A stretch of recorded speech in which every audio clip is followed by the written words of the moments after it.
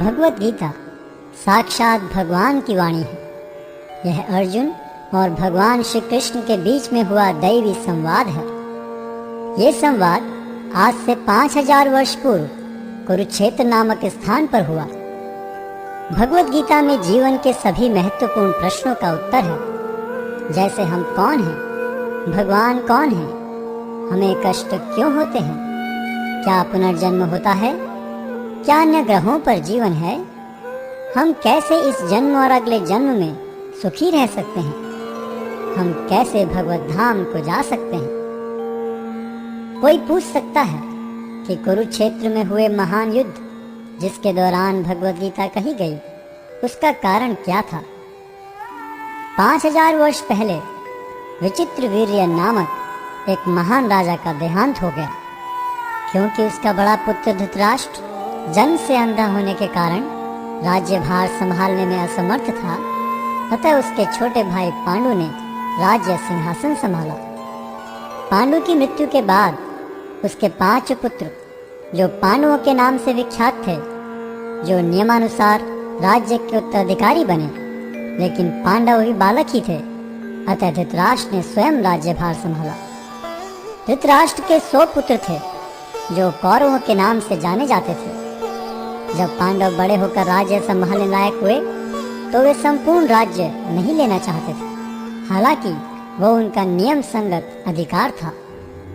वे राज्य को अपने चचेरे भाइयों के साथ बांटना चाहते थे और इस प्रकार राज्य को पांडवों और कौरवों के बीच बांट दिया गया। लेकिन कौरवों में ज्येष्ठ दुर्योधन अपने भाग से संतुष्ट न था। वो संपूर्ण राज्य को स्वयं ही भोगना चाहता था। उसने पांडवों को मारने के लिए कई षड्यंत्र रचे, लेकिन वो असफल रहा। फिर उसने नियम के विरुद्ध संपूर्ण राज्य को हड़प लिया और पांडवों को राज्य से निष्कासित कर दिया। पांडवों ने फिर 5 गांव की मांग की। दुर्योधन ने उत्तर दिया, 5 गांव तो दूर, वो सुई की नोक के बराबर भी जमीन नहीं दे सकता। भगवान श्री कृष्ण ने जमीन के इस झगड़े को शांतिपूर्ण एवं अहिंसात्मक तरीके से सुलझाने का प्रस्ताव रखा, लेकिन दुर्योधन ने यह प्रस्ताव को अस्वीकार करते हुए पांडवों के प्रति युद्ध की घोषणा कर दी और इस प्रकार महाभारत का महान युद्ध अवश्यंभावी हो गया। युद्ध की तैयारी में अर्जुन और दुर्योधन दोनों ही भगवान श्री कृष्ण के पास सहायता मांगने गए। भगवान श्री कृष्ण उनकी मदद मांगने को आए किसी भी व्यक्ति को नहीं ठुकराते थे, चाहे वह सज्जन हो या दुर्जन। भगवान श्री कृष्ण ने अपनी संपूर्ण सेना को एक ओर तथा स्वयं को मार्गदर्शक के रूप में दूसरी ओर देने का प्रस्ताव रखा। दुर्योधन ने भगवान श्री कृष्ण की सेना को चुना, जबकि अर्जुन भगवान को मार्गदर्शक के रूप में प्राप्त करने को उत्सुक था। इस प्रकार भगवान श्री कृष्ण अर्जुन के मार्गदर्शक तथा सारथी बने। युद्ध स्थल में अर्जुन एक दुविधा में पड़ गया कि वह अपने अधिकारों के लिए लड़े, जिसके लिए आवश्यक था अपने ही स्वजनों का वध, या युद्ध भूमि से पलायन कर दुष्ट दुर्योधन को राज्य पर शासन करने दे। अर्जुन अपने को इस दुविधा से बाहर निकालने में असमर्थ पाकर भगवान श्री कृष्ण की शरण लेता है। शरणागत आए अपने मित्र एवं भक्त अर्जुन को भगवान श्री कृष्ण भगवत गीता के दिव्य उपदेश द्वारा इस दुविधा से उबारते हैं और श्रीमद् भगवत गीता के माध्यम से अर्जुन के ही समान अपनी शरण में आए सभी भक्तों का गीता महात्म्य के अनुसार भगवत गीता दिव्य साहित्य है, जिसको ध्यान पूर्वक पढ़ना चाहिए। गीता शास्त्रमिदं पुण्यम यह पठेत प्रयतः पुमान्। यदि कोई भगवत गीता के उपदेशों का पालन करे तो वह जीवन के दुखों तथा चिंताओं से मुक्त हो सकता है। भय शोकादि वर्जितः, वह इस जीवन में सारे भय से मुक्त हो जाएगा और उसका अगला जीवन आध्यात्मिक होगा। गीताध्ययनशीलस्य प्राणायाम परस्य च नैव सन्ति ही पापानि पूर्व जन्म कृतानि च। यदि कोई भगवत गीता को निष्ठा तथा गंभीरता के साथ पढ़ता है तो भगवान की कृपा से उसके सारे पूर्व दुष्कर्मों के फलों का उस पर कोई प्रभाव नहीं पड़ता। मलिने मोचनं पुंसां जलस्नानं दिने दिने सकृत गीतामृत स्नानम संसारमलम नाशनम। मनुष्य जल में स्नान करके नित्य अपने को स्वच्छ कर सकता है, लेकिन यदि कोई भगवत गीता रूपी पवित्र गंगा जल में एक बार भी स्नान कर ले तो वह भवसागर की मलिनता से सदा सदा के लिए मुक्त हो जाता है। गीता सुगीता कर्तव्या किमन्यै शास्त्र विस्तरै या स्वयं पद्मनाभस्य मुख पद्मादिनिसता। चूंकि भगवत गीता भगवान के मुख से निकली है, अतएव किसी को अन्य वैदिक साहित्य पढ़ने की आवश्यकता नहीं रहती। उसे केवल भगवत गीता का ही ध्यान पूर्वक तथा मनोयोग से श्रवण तथा पठन करना चाहिए। वर्तमान युग में लोग सांसारिक कार्यों में इतने व्यस्त हैं कि उनके लिए समस्त वैदिक साहित्य का अध्ययन कर पाना संभव नहीं रह गया है, परंतु इसकी आवश्यकता भी नहीं है। केवल एक पुस्तक भगवत गीता ही पर्याप्त है, क्योंकि यह समस्त वैदिक ग्रंथों का सार है और इसका प्रवचन भगवान ने किया है। भारतामृत सर्वस्वम विष्णु वक्राद्विनिश्चितम गीता गंगोदकम पीत्वा पुनर्जन्म न विद्यते। जो गंगा जल पीता है उसे मुक्ति मिलती है, अतः उसके लिए क्या कहा जाए जो भगवत गीता का अमृत पान करता हो। सर्वोपनिषदो गावो दोग्धा गोपाल नंदनः पार्थो वत्सः सुधीर्भोक्ता दुग्धम गीतामृतम महत्। यह गीतोपनिषद भगवत गीता, जो समस्त उपनिषदों का सार है, गाय के तुल्य है और ग्वाल बाल के रूप में विख्यात भगवान कृष्ण इस गाय को दुह रहे हैं। अर्जुन बछड़े के समान हैं और सारे विद्वान तथा शुद्ध भक्त भगवत गीता के अमृतमय दूध का पान करने वाले हैं। एकम शास्त्रम देवकी पुत्र गीतम एको देवो देवकी पुत्र एव एको मंत्रस्य तस्य नामानि यानि कर्माप्येकम तस्य देवस्य सेवा।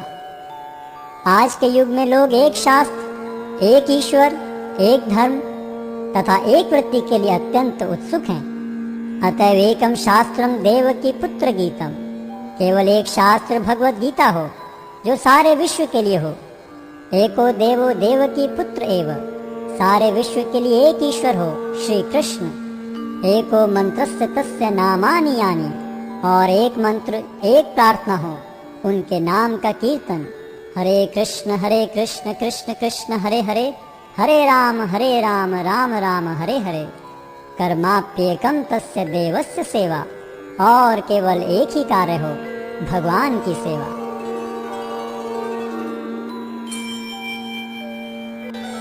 अध्याय 1। धृतराष्ट्रोवाच धर्मक्षेत्रे कुरुक्षेत्रे संवेदा युयुत्स्वः मामकाः पांडवाश्चैव किं कुर्वत् संजय। धृतराष्ट्र बोले, हे संजय, धर्मभूमि कुरुक्षेत्र में एकत्रित युद्ध की इच्छा वाले मेरे और पांडु के पुत्रों ने क्या किया। संजय उवाच दृष्ट्वा तु पांडवानीकं व्यू दुर्योधनस्तदा आचार्यमुपसंगम्य राजा वाक्यनामब्रावीत। संजय बोले, उस समय राजा दुर्योधन ने व्यूह रचनायुक्त पांडवों की सेना को देखा और द्रोणाचार्य के पास जाकर यह वचन कहा, पश्येता पांडुपुत्राणाम आचार्य महती कैमम व्यूढ़ द्रुपद पुत्रेण तव शिष्येन धीमता। हे आचार्य, आपके बुद्धिमान शिष्य द्रुपद पुत्र धृष्टद्युम्न द्वारा व्यूहाकार खड़ी की हुई पांडुपुत्रों की इस बड़ी भारी सेना को देखिए।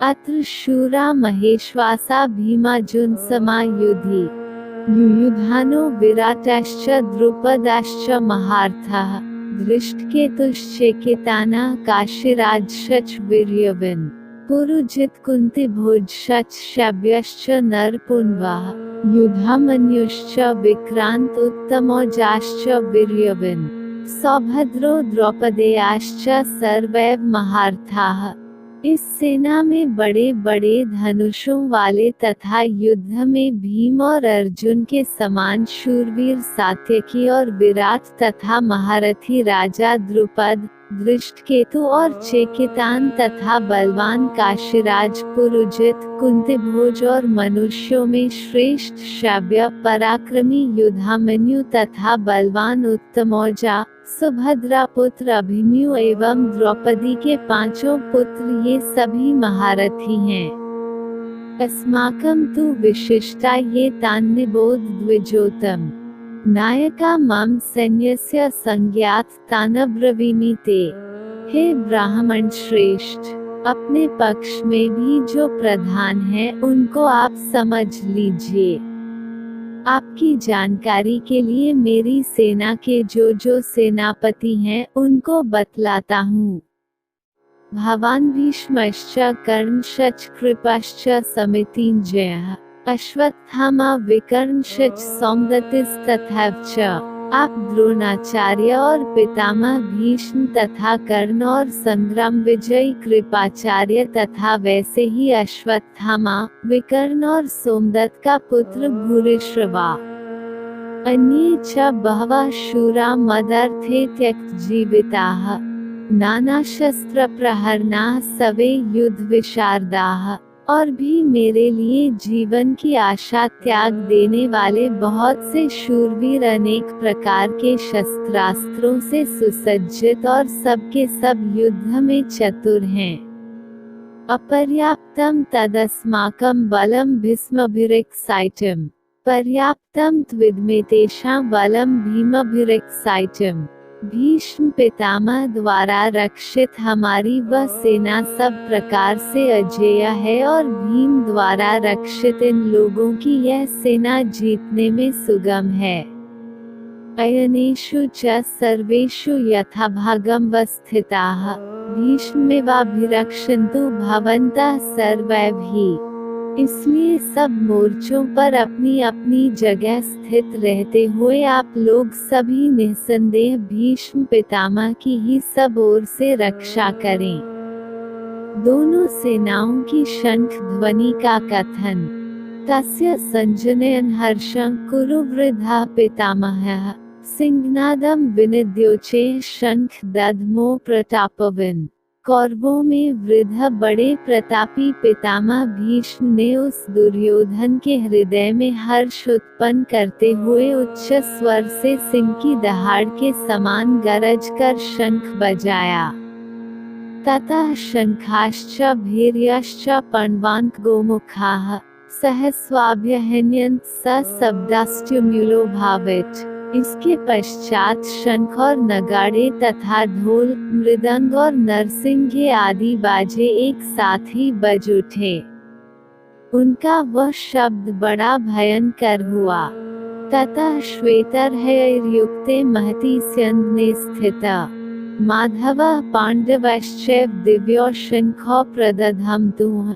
इसके अनंतर सफेद घोड़ों से युक्त उत्तम रथ में बैठे हुए श्री कृष्ण महाराज और अर्जुन ने भी अलौकिक शंखी बजाए। पांचजन्यम ऋषिकेशो देवदत्तम धनंजयः पौंड्रम दद्मो महाशंख भीमकर्मावृकोदरः। श्री कृष्ण महाराज ने पांचजन्य नामक, अर्जुन ने देवदत्त नामक और भयानक कर्म वाले भीमसेन ने पौंड्र नामक महाशंख बजाया। अनंत विजय राजा कुंती पुत्रो युधिष्ठिरः नकुला सहदेवाश्च सुघोषमणि पुष्पको। कुंती पुत्र राजा युधिष्ठिर ने अनंत विजय नामक और नकुल तथा सहदेव ने सुघोष और मणिपुष्पक नामक शंख बजाए। काश्यश्च परमेश्वासः शिखंडी च महार्थः धृष्टद्युम्नो विराटाश्च सात्यकिश्च पराजिताः। द्रुपदो द्रौपदेयाश्च सर्वशः पृथिवीते।